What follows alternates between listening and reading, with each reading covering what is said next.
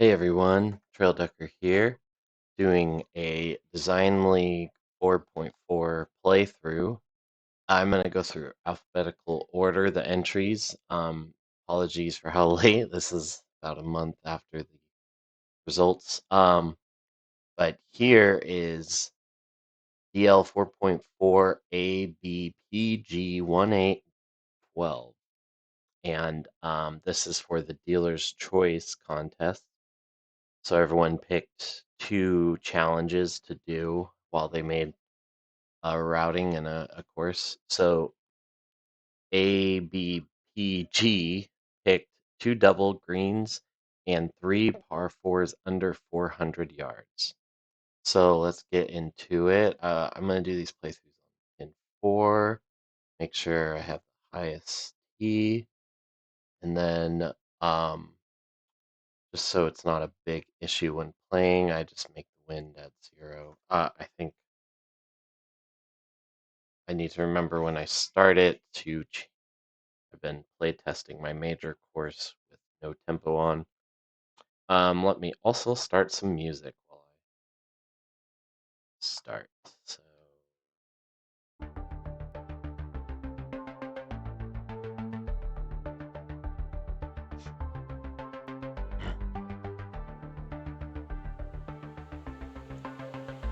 All right. My character in his colorful ass outfit on the tee. Let me change, have tempo on.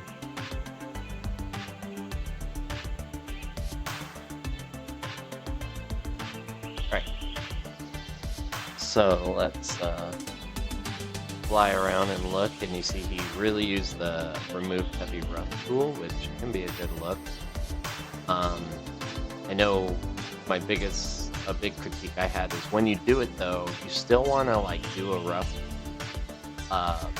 make sure you have like a rough brush, not too big, but just along the fairway, because all of this that goes straight into fairway kind of looks bad and unrealistic. So when you use a remove heavy rough, try to refrain for that bare ground going right into fairway.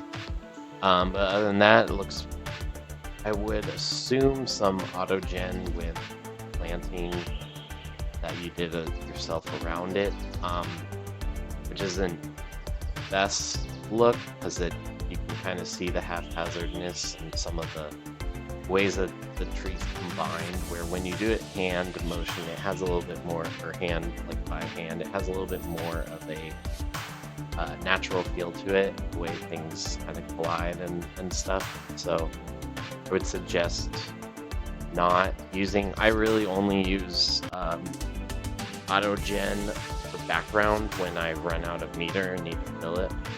And even so, I try to blend in real planting in front of it and more just use it as like background, mainly like when the ball's in the air, or just so it looks more forested behind that you plant in front of it.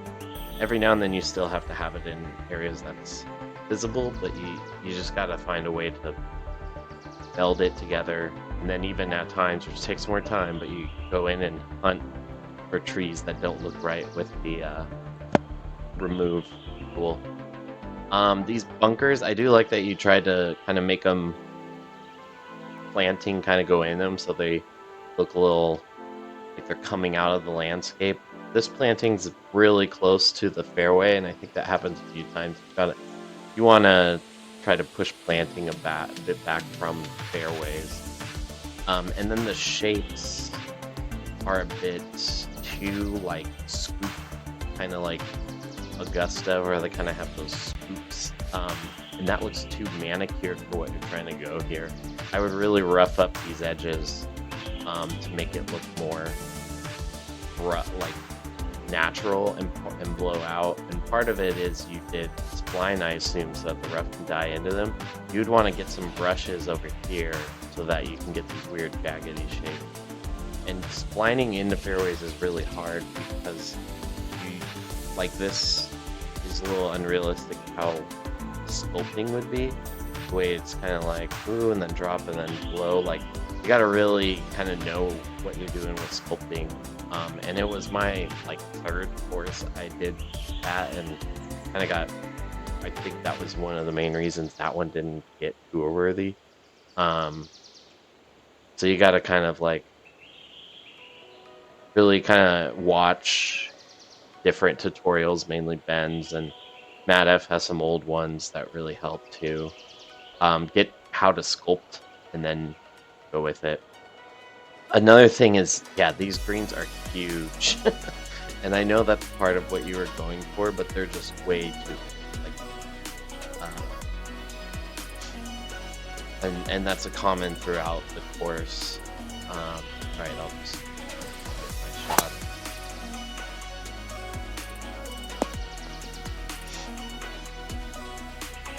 Yeah, and like with this bunker, the way it just like the green dies into it, and the way it's just this huge kind of mass sand, like I would like a little more shaping, a little more design to the bunker rather than just kind of plopping it. These fall offs are a bit severe and just kind of unrealistic. Basically, this green, even if it's a double green, it should be like half the size. This is interesting concept. Like I don't mind the concept, but you definitely need like there's no real reason why green would be here and on the other side. So you kind of need a reason to do something so kind of out of the box here. I know it separates the double green, but and then yeah, I'm not mad at it, but it could be done neater, we'll say. And then because the greens are so big, like it's real arbitrary kind of where my tee box land or my tee shot landed in terms of how you play the hole. I mean, there is a little bit of a dip here that I never can get this angle to go at it without hitting that dip. So that kind of makes it negated. I guess here you'd want a little more to the other side than I kind of went, maybe, because then you get a little backstop, but really make your greens have a reason to be the shape they are and the slopes they are. Oh, I've been playing so much without tempo, I bet I'm gonna have to fast constantly. That's my normal swing speed. Yeah, really have some sort of underlying concept and strategy to the hole that together the green and the way the fairway is shaped and the hazards on it work together. So you're like pushing people to either take on risk early to get an advantage going to the green, or push off risk and then have to have risk on the other approach or not have an advantage as much. This is another one of the double greens. Yeah, just a little more intentionality on your kind of moves and what you mean. It all does look very auto-gen, which just makes it obvious that it is. So as you progress as a designer, I personally don't know if you've done any full courses yet, but as you progress, you know, I would kind of shy away from auto-gen as much.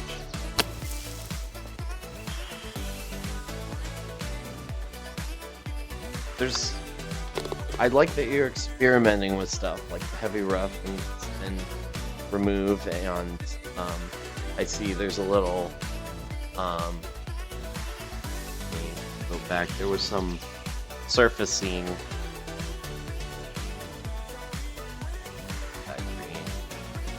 Oh, I think it was the camera. I mean, it could be a little neater, there's no surfacing, but I thought it died into the green in like a weird way, but never mind. But yeah, you're doing some work with surfacing and stuff. Again, like these bunkers are just huge, and they're kind of blob, like just, they could have a little more intentionality. I feel to them,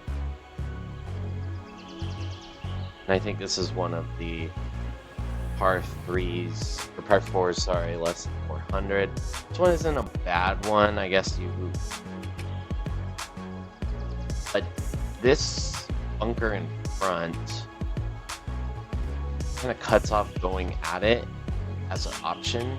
So I think cutting that in more would have been better, maybe like where the rough line is, so that there's an enticing way. And then just with this green being so big, if you do that, you're gonna have to really do something with this green to make it still have a question of if I want to or not. Right now there's just no way to try to run up. I wonder if the wind might help me. I'm trying to decide if I should hit. I would. I might try and take them off. Well, I take too much off because of my fast swing. Yeah, I mean, again, the green being so big just kind of neuters what you're trying to do with this hole.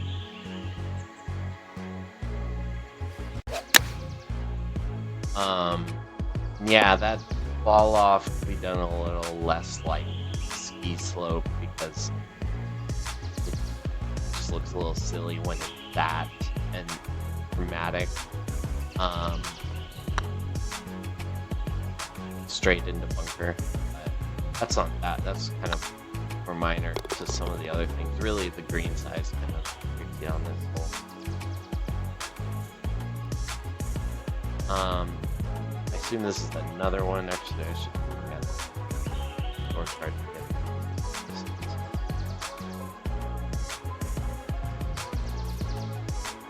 get. Yeah, so 3, 4, and 5 in a row, which I would have liked them kind of spaced out more in the routing rather than right after one after the other. So that you're experiencing at different times. I know it's hard with a 6 hole, but you literally did all 3 in a row, and that could have been, I think, done neater. This is a little bit reminiscent of the last hole. In terms of strategy, it's more just don't hit in front of the bunker in front of the green again. Granted, it's opposite direction, so the wind is doing something more, and you have this tree here. I don't mind the tree. I get what it's doing, but I don't really know unless this, I guess maybe for the other hole. Yeah, the tree, I actually kind of like that because it separates the holes and stuff. Just this is a bit reminiscent of the last hole.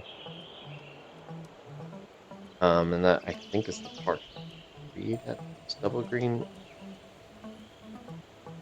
But yeah, it's a little too similar.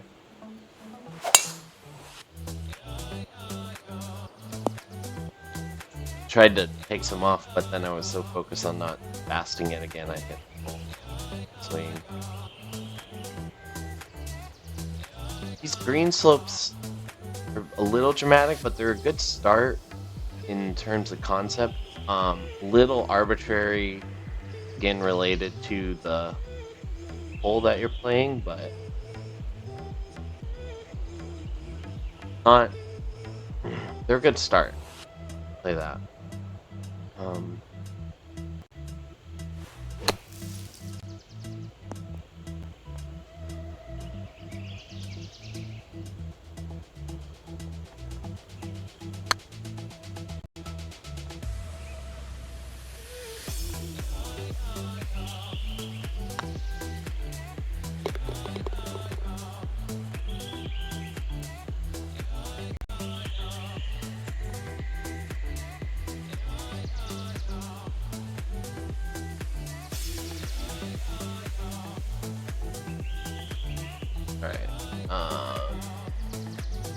Yeah, and then this comes off a little similar too to the last 3. So that definitely was a critique that I saw and this kind of shows it, is how similar those 3 holes were, which the whole kind of reason for that is to make them have different ideas for such a short hole and make them not seem repetitive, do not notice that there's 3 holes so short. And here it's almost the same hole 3 times in a row. Here's some planting that got on the fairway that needed to be dealt with. And the fairway's so wide, like there's no real reason to hug one side and maybe miss the fairway. I mean, you just kind of should hit down the middle of the sea of fairway, and the hole should have some sort of danger off the tee for me to either take or not take. And again, the green is so just huge that's also part of it, is it doesn't really matter where you go.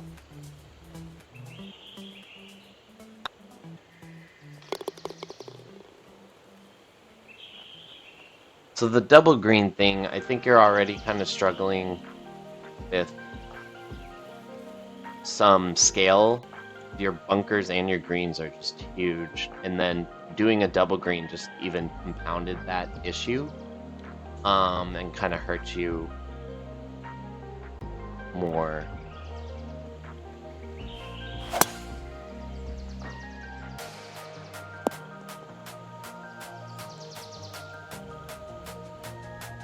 And I know you have some tees here, so like going to the right would be harder than going to the left, but for the most part, with again this green so wide, it's just no real reason. There's no repercussion of hitting one side of the fairway or the other, really. Also, something to watch out with greens this big is if somebody has like a bad shot and ends up really far away, they could not be able to get to the hole with full putt, which is a little bit unfair.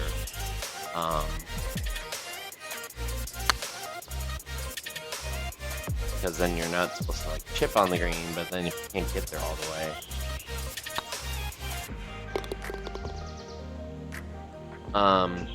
Yeah, that's my thoughts on it.